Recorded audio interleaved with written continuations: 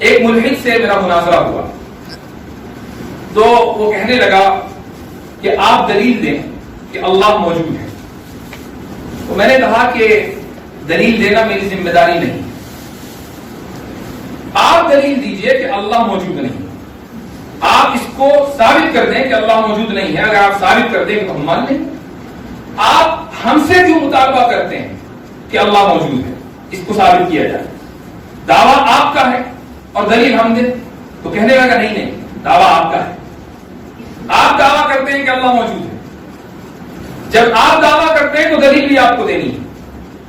تو میں نے اس سے کہا کہ دیکھو کورٹ کے اندر، اور یہی اسلامی نظام بھی ہے، کورٹ کے اندر بینہ کس کے اوپر آتا ہے؟ البینۃ علی المدعی والیمین علی من انکر. جو مدعی ہوتا ہے اس کو ایویڈنس دینا ہوتا ہے، اس کو دلائل دینے ہوتے ہیں. جو ڈیفینڈنٹ ہوتا ہے یعنی مدعا ہے، اس کو صرف ڈیفینس کرنا ہے، اس کو دلیل نہیں دینی. اب یہاں آپ یہ دعویٰ کر رہے ہیں کہ اللہ موجود نہیں ہے، میں یہ کہتا ہوں کہ اللہ موجود ہے. یہاں حیثیتوں کی تعین کرنی ضروری ہے کہ مدعی کون ہے، مدعا علیہ کون ہے. اور فقہ میں لکھا ہے، میں نے اس سے کہا کہ لا میں لکھا ہے، فقہ کا لفظ میں نے اس کا استعمال نہیں کیا، فقہ کا لفظ آپ کے لیے استعمال کرتا ہوں. لا میں لکھا ہے کہ مدعا علیہ وہ ہوتا ہے کہ من یساعدہ الظاہر، ظاہر جس کا ساتھ ہے وہ مدعا علیہ ہے، اور جو ظاہر کے خلاف وہ مدعی ہے. اس کی مثال بھی میں نے دی، ہدایہ میں لکھی ہوئی ہے کہ اگر ایک شخص کسی مکان میں رہتا ہے، وہ مکان اس کے قبضے میں ہے، اور کوئی دوسرا شخص دعویٰ کرے کہ یہ مکان میرا ہے، اور جو مکان میں رہ رہا ہے وہ انکار کر رہا ہے، تو مکان کے خلاف قبضے کا جو دعویٰ کر رہا ہے، یعنی مکان سے باہر جو ہے وہ مدعی ہے، بینہ اس کو دینا ہے. جو مکان کے اندر ہے وہ مکان اس کے قبضے میں ہے، بینہ اس کو نہیں دینا، اس کو ڈیفینس کرنا ہے، چونکہ وہ مدعا ہے، ظاہر اس کے ساتھ ہے.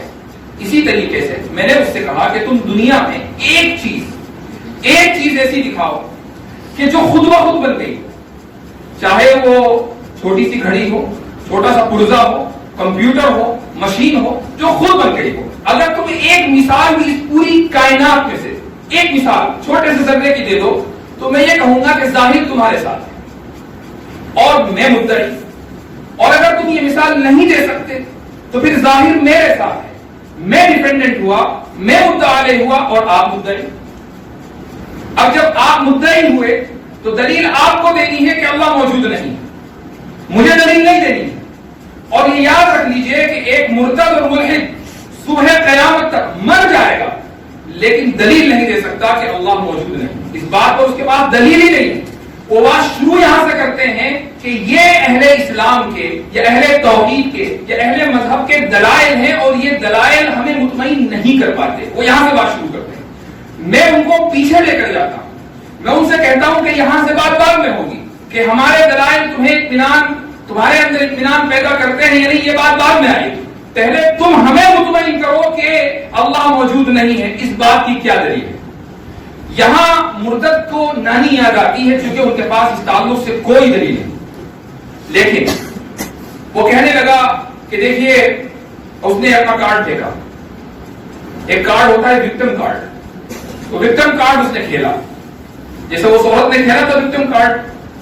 تو اس نے کہا کہ دیکھیے آپ تو داعی ہیں، آپ مجھے مطمئن کر دیجیے، میں اسلام قبول کر لوں گا کہ اللہ موجود ہے. تو میں نے اس سے کہا کہ ٹھیک ہے، میں تم کو ایک مثال دیتا ہوں. اور وہ مثال یہ ہے، اور یہ مثال میں نے کوئی اپنے گھر سے نہیں بنائی، شرح عقائد کی ہی سبق کو اس مثال کے اندر کنورٹ کر دیا. دیکھیے شرح عقائد میں جن طلبا نے پڑھ رکھی ہے اور جو طلبا پڑھیں گے ان کو بھی بتا دوں، تسلسل کا ذکر آتا ہے. ٹھیک ہے، تسلسل جائز ہے، باطل. تسلسل کسے کہتے ہیں کہ ایک چیز دوسری چیز پر موقوف ہو، دوسری تیسری پر موقوف ہو، تیسری چوتھی پر موقوف ہو، یہ سلسلہ لا الہ نہایہ چلتا رہے ہمیشہ ہمیشہ کے لیے، یہ چیز باطل ہے. اچھا یہ چیز صرف مدرسے میں نہیں پڑھائی جاتی بلکہ جو ماڈرن فلسفی ہے، مغربی فلسفہ ہے، ان کے یہاں بھی تسلسل باطل ہے، وہ بھی تسلسل کو باطل مانتے ہیں. تو میں نے اس سے کہا کہ تمہاری گرل فرینڈ ہے، ملحد تھا، تو ظاہر ہے کہ اس کی گرل فرینڈ نہیں ہوگی تو کیا آپ کی ہوگی؟ تو میں نے اس سے پوچھا کہ گرل فرینڈ ہے؟ کہنے لگا جی ہے. تو میں نے کہا کہ اگر سمجھو کہ تم اپنی گرل فرینڈ کو پرپوز کرو، یہ کہو کہ میں تم سے شادی کرنا چاہتا ہوں، اور وہ یہ کہے، اس کے اندر تھوڑا سا تھوڑی سی حیا ہو اور وہ یہ کہے کہ میں اپنی ماں سے پوچھ کر بتاؤں گی، تو وہ اپنے ماں کے پاس جائے اور ماں سے پوچھے کہ میرا بوائے فرینڈ ہے، اس نے مجھے پرپوز کیا ہے، وہ رشتہ دیا ہے، تو کیا میں قبول کر لوں، شادی کر لوں؟ ماں یہ کہے کہ میں اپنی ماں سے پوچھ کر بتاؤں گی، یعنی اب نانی کے پاس مسئلہ چلا گیا۔ نانی یہ کہے کہ ٹھیک ہے، سوچتے ہیں، ہم پہلے اپنے بڑوں سے مشورہ کر لیں، میں اپنی ماں سے پوچھ کر بتاؤں گی۔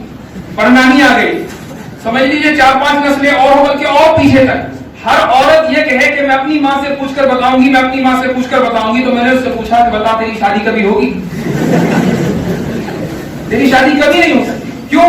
تیری شادی موقوف ہے اس عورت کی ماں کی مرضی پر، اس کی مرضی موقوف ہے اس کی ماں کی مرضی پر، اس کی مرضی موقوف ہے اس کی ماں کی مرضی پر۔ اب یہ سلسلہ اگر لا الہ نہایت چلتا رہے تو تیری شادی تو کبھی نہیں ہو سکتی۔ لہذا اس کو مثال کو دے کر میں نے اس سے یہ کہا کہ اگر ہم اپنے والدین پر موقوف ہیں، ہمارا وجود، ہمارے والدین کا وجود ان کے والدین پر، ان کے والدین کا وجود ان کے والدین پر، اور یہ سلسلہ لا الہ نہایت چلتا رہے تو ہمارا وجود کبھی نہیں ہو سکتا۔ لیکن ہمارا وجود ہے، اس کا مطلب یہ ہوا کہ یہ سلسلہ کہیں رکا ہے، جہاں رکا ہے وہی موجود حقیقی ہے، وہی اللہ ہے۔